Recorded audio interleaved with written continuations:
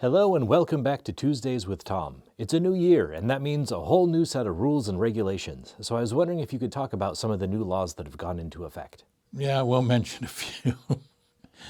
Sometimes I should just leave things alone.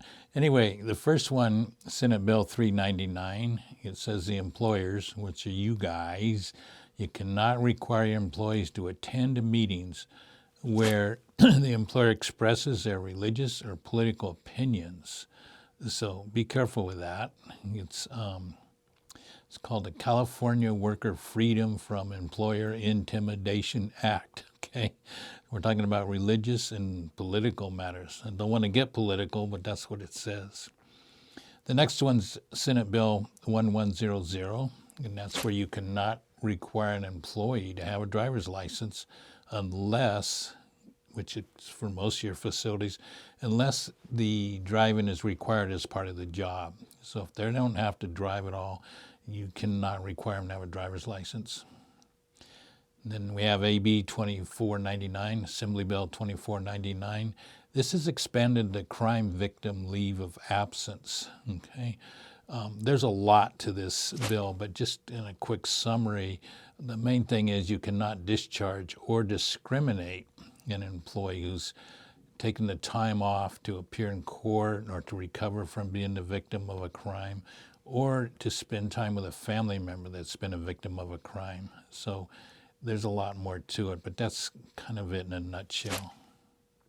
The next one we have is AB 2123, and this is where a business can no longer require an employee to use 2 weeks of their accrued vacation time before they start using paid family leave. So it's paid family leave's been around a long time, but I guess a lot of you guys have been having people use their vacation time up before they start getting the paid family leave. So you can't do that anymore.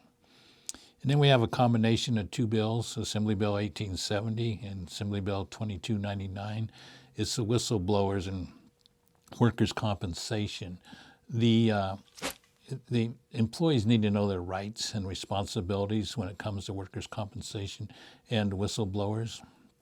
There's a lot in these posters, and in fact, there's a lot of new posters this year.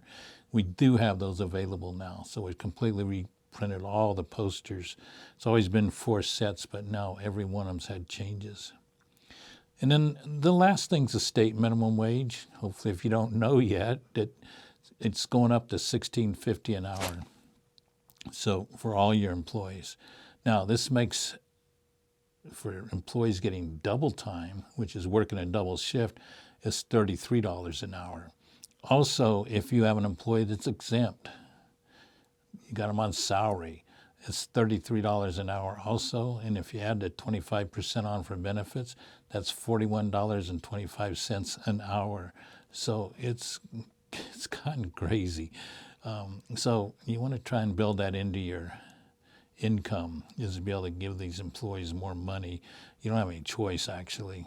But for an employee to be exempt, $33 an hour, that's $68,640 a year before you start having pay the benefits in the workers' comp and all the other stuff. I would seriously look at using a registry if you're doing a lot of double shifts, because the registry charges about the same, $33 an hour, but you don't have to pay the extra benefits. Okay, so keep that in mind. Also, a lot of you are doing 12-hour shifts, so they're getting time and a half for those last 4 hours. It may be a lot cheaper for you to hire some part-time employees and just have a maximum of an 8-hour shift.